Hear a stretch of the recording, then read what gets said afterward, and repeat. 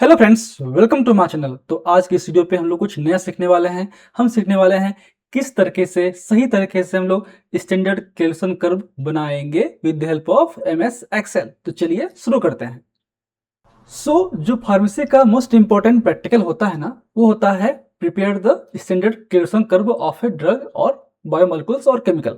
तो किसी भी केमिकल का हो, ड्रग का हो या बायोमोलिकुल्स का हो, हमको उसके जो फार्माकोकाइनेटिक प्रोफाइल है या अदर प्रोफाइल है, उसको एस्टिमेट करने के लिए जरूरी है कि हम लोग बेहतर तरीके से एक एक्यूरेटली हम लोग उसका स्टैंडर्ड कैलकुलेशन कर्व बनाएं। उसके लिए हम यूज करते हैं यूवी स्पेक्ट्रोफोटोमीटर। आपको पता ही है, प्रैक्टिकली पता है, बट प्रैक्टिकली करते कैसे हैं, क्या उसके बेसिक स्टेप्स होंगे, उसके अलावा कैसे उसका कैलकुलेशन होंगे, वो बेसिकली सीखने वाले हैं इस वीडियो पे। तो फर्स्ट हमारा क्वेश्चन है how to prepare stock and test solution. क्योंकि बिना स्टॉक और टेस्ट सोल्यूशन के आप यूवी तो कर नहीं पाएंगे, जाहिर सी बात है। तो जो मेजर क्वेश्चन हमारा है वो पहला हमारा है how to prepare stock solution. तो उसके लिए हमको बेसिकली दो सोल्यूशन बनाने की जरूरत पड़ती है। पहला है स्टॉक सोल्यूशन ए और stock solution B. Stock solution A में जो मेजर जो कंटेंट होता है या कंसंट्रेशन होता है वो होता है 1 mg/ml। अगर इसमें मैं कन्वर्ट करूं म्यूजी पर एम में तो वो होता है 1000 mg/ml। ठीक है। तो अगर आपके पास एक बहुत अच्छा आपका कैलिब्रेटेड अगर आपका वेइंग बैलेंस है, डिजिटल वेइंग बैलेंस है, जो कि 1 mg तक वे कर सकता है, तो बहुत अच्छी बात है। ठीक है। नहीं तो आपको फिर हायर mg वे करना पड़ेगा। तो प्रेफर करूंगा कि आप कॉन्टैक्ट का हो या सीमार्जो का वेइंग बैलेंस आते हैं जो अच्छे खासे महंगे आते हैं और 1 mg वाला होता है, उस पर आप वे कीजिएगा। उसको प्रॉपरली कैलिब्रेट कीजिए। कैलिब्रेट करने के बाद आप उसमें वे करेंगे। ठीक। अब वे कितना करेंगे, जाहिर सी बात है, अगर हमको बनाना है 1 mg/ml तो 1 mg वे करना एक्यूरेटली पॉसिबल नहीं होता है। तो आप 10 mg वे कर सकते हैं। तो आप 10 mg वे करिए। 10 mg को फिर आप जो भी सॉल्वेंट जिसमें आप यूज कर रहे हो, चाहे इथेनॉल हो, मिथेनॉल हो या बफर हो या डिस्टिल वाटर हो, आपके प्रोटोकॉल के हिसाब से उसमें आप उसको कंप्लीटली डिजोल्व करेंगे। कितने में? 10 ml में। तो 10 mg आपके ड्रग को या केमिकल्स को या बायोमोलिकुल्स को 10 ml सॉल्वेंट में आप डिजोल्व करेंगे और कम से कम 5 से 10 मिनट तक आप उसको अच्छी तरीके से सोनिकेट कीजिए ताकि वो प्रॉपरली डिजोल्व हो जाए। ठीक। अब हमारे पास हो गया है सोल्यूशन नंबर 1 mg/ml का या 1000 mg/ml का। एक याद रखिए कॉन्सेप्ट, म्यू को म्यू ही लिखिए, यू मत लिखिएगा। पेपर वगैरह में म्यू mg लिखिएगा। तो ये जो म्यू है वो सिंबल है म्यू का, वो ही लिखिएगा आप। Then with the help of serial solution हम जो इस सोल्यूशन नंबर ए है उससे फिर हम लोग लेंगे कितना? 1 ml। 1 ml को 10 ml तक आपका डिजोल्व करेंगे। ओके। तो कितना हो गया? 10 टाइम्स डिजोल्व हो गया, तो 10 टाइम्स कंसंट्रेशन भी कम होगा। तो कितना हो जाएगा हमारे पास? 100 mg/ml। तो ये हमारा सेकेंड स्टॉक हो गया। अब 100 mg/ml से ही हम आगे जो डिफरेंट डिफरेंट कंसंट्रेशन होते हैं ड्रग का, वो हम लोग तैयार करेंगे। ठीक। आप देख सकते हैं जैसे कि बात करें हम लोग यूवी के लिए, यूवी के लिए जो बेसिक रिक्वायरमेंट होती है वो होती है 2 mg, 4 mg, 6 mg, 8 mg, 10 mg, 12, 14, 16, 18, 20। इतने म्यूजी पर ml का ही हम लोग बनाते हैं स्टैंडर्ड कैल्कुलेशन कर्व। ये एक पहला नियम याद रखिए आप लोग। और कम से कम जब बना रहे हैं तो 10 से 20 सैंपल लीजिए। 10 सैंपल काफी होता है, 5 सैंपल से मत कीजिएगा, कम से कम 10 सैंपल लीजिए। तो मैंने यहाँ पे 10 सैंपल यहाँ पे लिया हुआ है, 2 to 20। ठीक। तो जो हमारा स्टॉक सोल्यूशन बी था हम वही यूज करने वाले हैं फिलहाल। अब जो हमारे पास सॉल्यूशन है 2, 4, 6, 8, 10, 12 से लेकर 20 तक, ये हम लोग कैसे बनाएंगे? तो हम इसको बनाने के लिए हम लोग यूज करेंगे स्टॉक सॉल्यूशन नंबर बी को, इसलिए मैंने यहाँ पे बी लिख दिया। ठीक है। अब देखिए, ध्यान से देखिएगा, यहाँ पे समझिएगा। 1 ml में 100 म्यूजी है, याद रखिए। तो 0.1 ml में कितना होगा? 10 म्यूजी होगा। तो 0.2 ml में कितना होगा? 20 म्यूजी होगा। उस 0.2 ml हम लोग, तो इसलिए हम लोग इस सॉल्यूशन का स्टॉक बी का 0.2 ml लेंगे। तो 0.2 ml में कितना होगा? 20 म्यूजी होगा। उस 20 म्यूजी को या फिर 0.2 ml को 10 ml तक जो भी सॉल्वेंट यूज कर रहे हैं, इथेनॉल, मिथेनॉल या वाटर या आपको बफर, उससे वॉल्यूम मेकअप करेंगे। अब याद रखिए, हम जो वॉल्यूम मेकअप करेंगे, याद रखिए हमेशा आप लोग वॉल्यूम मेकअप करते समय याद रखिए आप वॉल्यूमेट्रिक फ्लास्क का यूज करेंगे। ये आपके दो वॉल्यूमेट्रिक फ्लास्क जो कॉमन मिलते हैं लेबोरेटरी में, एक होता है ग्लास का, ये भी ग्लास का है, और ये अंबर कलर का है। तो अंबर कलर का यूज करेंगे तो बेहतर होगा। अगर आपका ड्रग लाइट सेंसिटिव है तो अंबर कलर ही यूज कीजिएगा, नॉर्मल यूज मत कीजिएगा। जितने भी फेनाइड्स ड्रग होते हैं, ठीक है, वो अंबर कलर से ही स्टोर करते हैं। जो भी इस केमिकल का स्टोरेज अगर अंबर कलर बोतल में है तो उससे हम लोग अंबर कलर में ही यूज करेंगे, और वॉल्यूमेट्रिक फ्लास्क का ही यूज करेंगे वॉल्यूम मेकअप के लिए। आप पिपेट हो या इमेजिंग सिलेंडर हो उसका यूज नहीं करेंगे, ठीक। और अब जैसे कि हम बात करेंगे 1 ml कैसे लेंगे, 0.2 ml कैसे लेंगे, तो उसके लिए आते हैं मैक्रो पिपेट। ये बेसिक है हमारा मैक्रो पिपेट, जो एक फिक्स्ड वॉल्यूम है 1000 माइक्रो लीटर का, ठीक है। इसमें आपके वेरिएबल्स भी आते हैं जो कि 10 टू या 100 टू 100 टू 1000 भी ले सकते हैं। उसमें आप सेट कर लीजिएगा 0.2 ml। अब याद रखिए जो बेसिक प्रिसीजन है ना वो क्या होता है, ये देखिए, यहाँ से ध्यान से देखिएगा, ये जो टिप है ना, ये 1 टाइम देन 2nd टाइम 2 बार प्रेस होता है। तो कहीं भी हम लोग लेते हैं ना तो फुल प्रेस करके, ये फुल प्रेस करके नहीं लेना है, हमको केवल 1 टाइम प्रेस करना है, सक करना है, और उसको सोल्यूशन में डिप करना है और छोड़ देना है, वॉल्यूम आपका सक हो जाएगा। अगर हम 2 बार करते हैं ना तो एक्स्ट्रा वॉल्यूम इसमें आएगा। जब हम लोग अलग अलग वेरिएबल्स सेट करेंगे तो जाहिर सी बात है अलग अलग वेरिएबल्स में ये जो नीचे का जो रेशियो है वो फिक्स्ड है, ठीक है। यहां तक ही आपका सेट होगा 1 ml के लिए या 0.2 ml के लिए जो भी सेट किया होगा। नीचे का अमाउंट फिक्स्ड है तो वो हर में ऐड होते जाएगा। इसलिए याद रखिए पहला स्टेप तक ही प्रेस करना है, देन आपको सक करना रहेगा सॉल्यूशन को, ना कि फुल प्रेस करना है। क्लियर है, ठीक।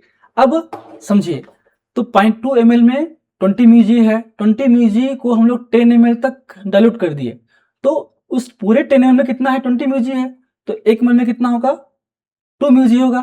तो इस तरीके से हम लोग डाइल्यूट करके बनाएंगे 2 म्यूजी पर ml। आपका solution number stock solution B से, सी की जरूरत नहीं पड़ेगी, ठीक है। अब चलिए नेक्स्ट आते हैं। अब देखिए हमको बनाना है 4, जाहिर सी बात है अमाउंट को बस डबल कर दीजिएगा, आपका आंसर मिल जाएगा। तो मैं यहाँ पे पेस्ट कर दे रहा हूँ। अगर मैं यहाँ से 0.4 लूंगा तो 0.4 में कितना होगा, 40 म्यूजी। 40 म्यूजी को 10 में करूंगा तो हो जाएगा वो 4 म्यूजी पर ml। सेम यहाँ पेस्ट कर दिया, और वापस जो है मैं इसको पेस्ट करके यहाँ पे मैं अगर लूंगा 0.8 ml तो हो गया, सॉरी 0.6 ml तो हो जाएगा हमारा 6 म्यूजी पर ml। अगर मैं इसको वापस कॉपी किया और पेस्ट कर दिया, यहाँ पे मैं लूंगा 0.8 ml, यहाँ पे लूंगा,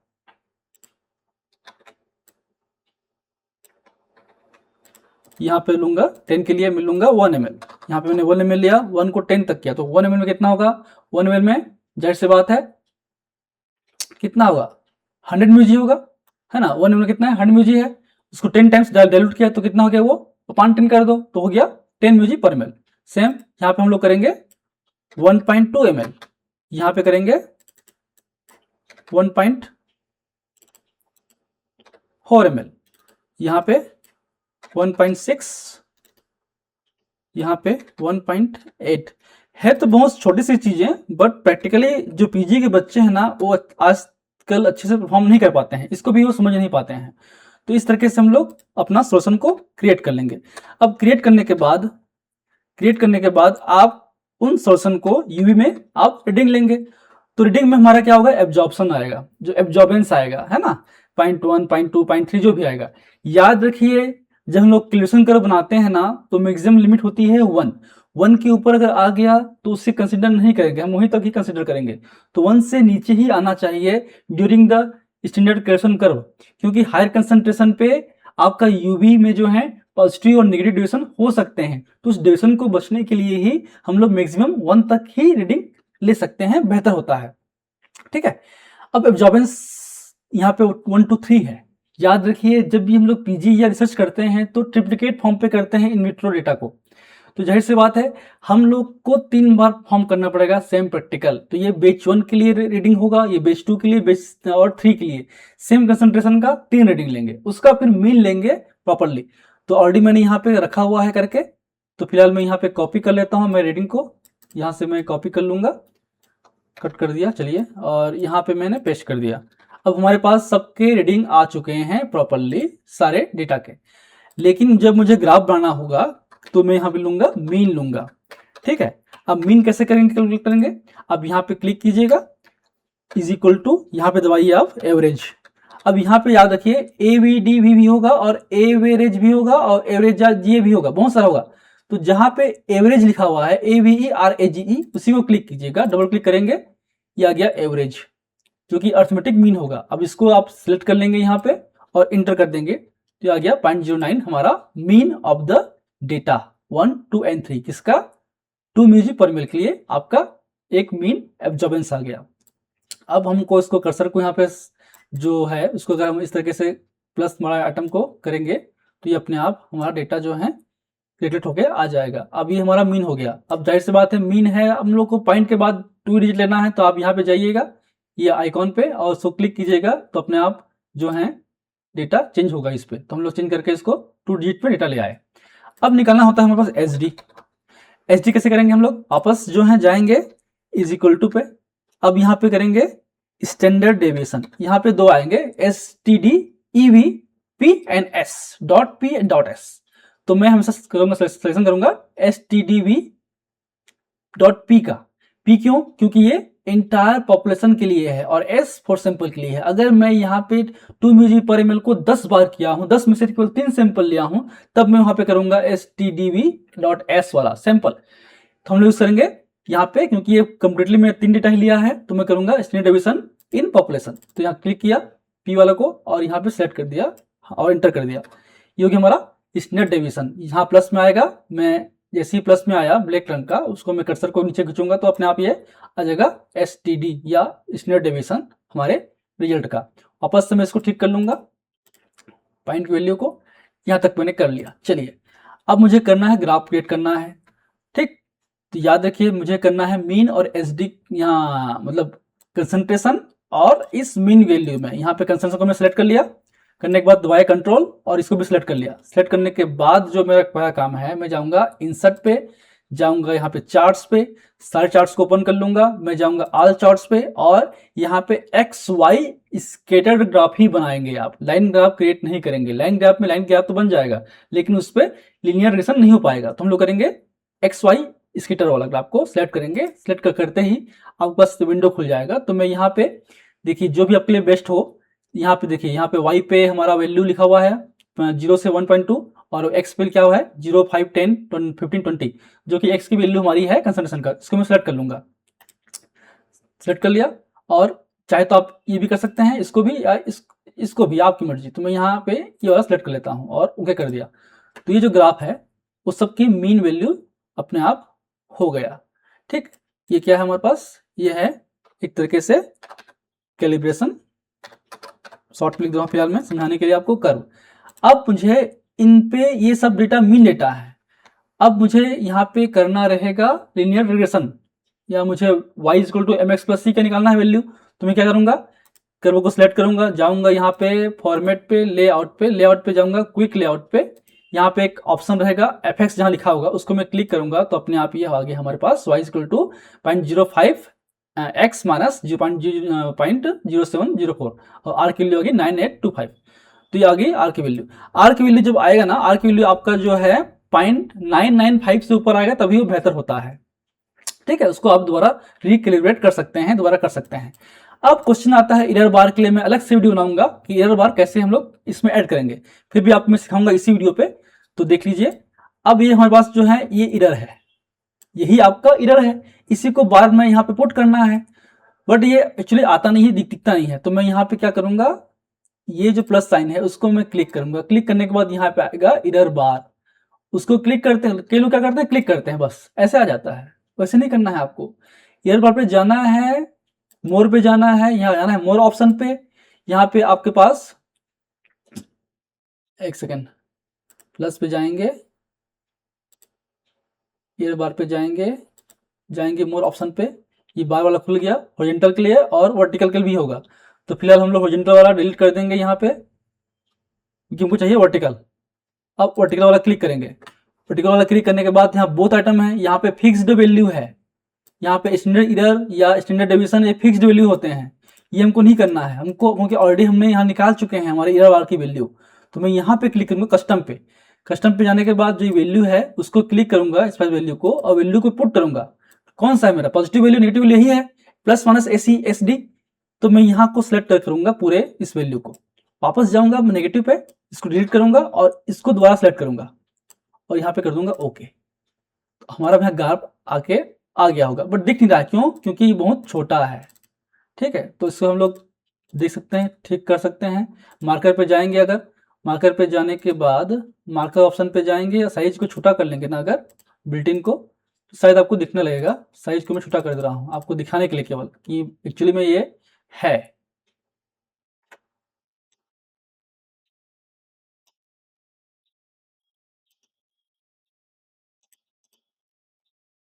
ठीक है, देखिए यहाँ पे देखेंगे ना, ये आपको ये बार शो हो रहा है। देखिए ये मैं पूरे को सेलेक्ट कर लूंगा ना, तभी तो सही रहेगा। मार्कर ऑप्शन में जाऊंगा, यहाँ पे बिल्ट इन पे जाऊंगा और यहाँ पे 2 पे सेलेक्ट करके कर दिया। अब देखिए यहाँ पे दिख रहा है एरर बार, तो ये आपका हो गया एरर बार। तो इस तरीके से हम लोग स्टैंडर्ड क्रिएशन कर्व क्रिएट करते हैं with the help of Excel.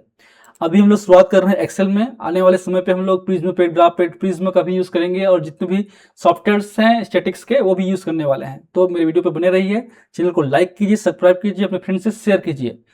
ठीक है, थैंक यू, कीप वॉचिंग।